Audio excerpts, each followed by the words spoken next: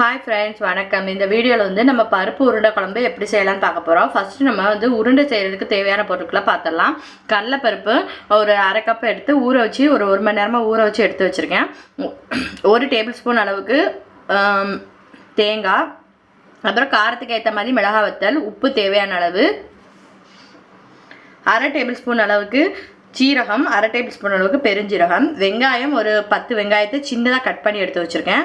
அதுக்கப்புறம் வந்து கருவேப்பிலை தேவையான அளவு. ஃபஸ்ட்டு வந்து கடலைப்பருப்பு, தேங்காய், மிளகாய் வத்தல், உப்பு, சீரகம், பெருஞ்சீரகம் இது இவ்வளோத்தையும் சேர்த்து நம்ம தண்ணி விடாமல் கொரகொரப்பாக அரைச்சி ஃபஸ்ட்டு எடுத்துகிட்டு வந்துடலாம். இப்போ நம்ம பருப்பை வந்து அரைச்சி எடுத்தாச்சு. இப்போ இது கூட வந்து இந்த வெங்காயத்தையும் கருவேப்பிலையும் சேர்த்துடலாம். சேர்த்துட்டு இதை நல்லா வந்து மிக்ஸ் பண்ணிவிட்டு உருண்டை பிடிச்சி வைக்கணும். உங்களுக்கு வந்து எவ்வளோ சைஸுக்கு தேவையோ அதுக்கு ஏற்ற மாதிரி நீங்கள் உருண்டை பிடிச்சிக்கலாம். இதை உருண்டை பிடிச்சி நம்ம ஆவியில் வேக வச்சு இந்த உருண்டைகளை எடுத்து வச்சுக்கிட போகிறோம்.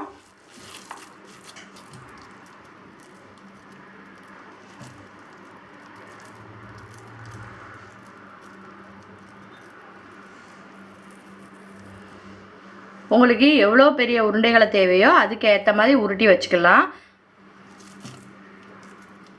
இப்போ இது வந்து உருண்டை பிடிச்சாச்சு. இப்போ நான் வந்து ஒரு அரை கப்பு அளவுக்கு பருப்பு போட்டிருக்கேன். ஒரு 11 உருண்டைகள் அளவுக்கு நம்மளுக்கு கிடச்சிருக்கு. அரை கப்பு பருப்புக்கு ஒரு 11 உருண்டைகள் அளவுக்கு கிடச்சிருக்கு. இப்போ இதை வந்து நம்ம ஃபஸ்ட்டு ஆவியில் வேக வச்சு எடுத்து வச்சுக்கலாம். அதுக்கப்புறம் நம்ம குழம்புக்கு ரெடி பண்ணிக்கலாம். இப்போ நம்ம குழம்புக்கு தேவையான பொருட்களை பார்த்துடலாம். ஃபஸ்ட்டு ஒரு அரை கப் அளவுக்கு தேங்காய், ஒரு 4 சின்ன வெங்காயம் இது வந்து பேஸ்ட்டாக அரைச்சி வச்சுக்கணும். அதுக்கப்புறம் வந்து ஒரு தக்காளி சின்னதாக கட் பண்ணி எடுத்து வச்சுருக்கேன். சின்ன வெங்காயம் ஒரு 15 வெங்காயத்தை எடுத்து இந்த மாதிரி நீல வாக்கில் கட் பண்ணி வச்சுருக்கேன். உப்பு தேவையான அளவு, மஞ்சள் தூள் தேவையான அளவு, ஒரு 1.5 டேபிள் ஸ்பூன் அளவுக்கு சாம்பார் பொடி எடுத்து வச்சுருக்கேன். அப்புறம் புளி வந்து ஊற வச்சு எடுத்து வச்சுருக்கேன். அதுக்கப்புறம் தாளிக்கிறதுக்கு நல்லெண்ணெய், ஜீரகம், வெந்தயம், கடுகு, உளுந்து இதெல்லாம் எடுத்து வச்சுருக்கேன். அதுக்கப்புறம் தாளிக்கிறதுக்கு கருவேப்பிலை சேர்த்துக்கோங்க. இவ்வளோதான் அதுக்கு தேவையான பொருட்கள். உருண்டை வந்து நம்ம ரெடி பண்ணிட்டோம். இப்போ அடுத்தாப்புல குழம்புக்கு நம்ம ரெடி பண்ணிடலாம். இப்போ ஒரு கடாயில் நல்லெண்ணெய் விட்டாச்சு. அது ஹீட் ஆகிடுச்சு. இப்போ அதில் வேணுங்கிற அளவுக்கு கடுகு, உளுந்து, சீரகம், வெந்தயம் இதெல்லாம் ஆட் பண்ணிவிட்டு அடுத்து வெங்காயத்தையும் கருவேப்பிலையும் சேர்த்து. இப்போ வெங்காயம் வந்து நல்லா வதங்கிடுச்சு. இப்போ தக்காளியை சேர்த்துடலாம். தக்காளி வேகிறதுக்கு கொஞ்சமாக வந்து உப்பு ஆட் பண்ணிக்கலாம். இப்போ வந்து தக்காளி வெந்துடுச்சு. இதில் வந்து நம்ம எடுத்து வச்சுருக்க சாம்பார் பொடி, மஞ்சள் தூள், மீதி இருக்கிற உப்பை ஆட் பண்ணிடலாம்.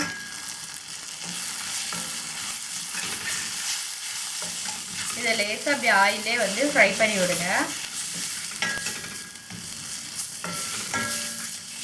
இதுக்குள்ள வந்து நம்ம கரைச்சி வச்சிருக்க புளியை சேர்த்துடலாம்.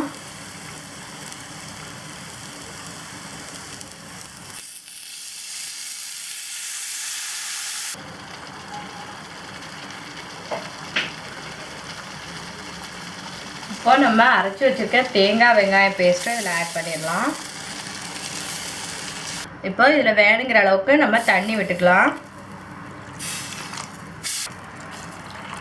குழம்பு வந்து ஒரு கொதி வந்தோடனே நம்ம உருண்டையை ஆட் பண்ணிடலாம்.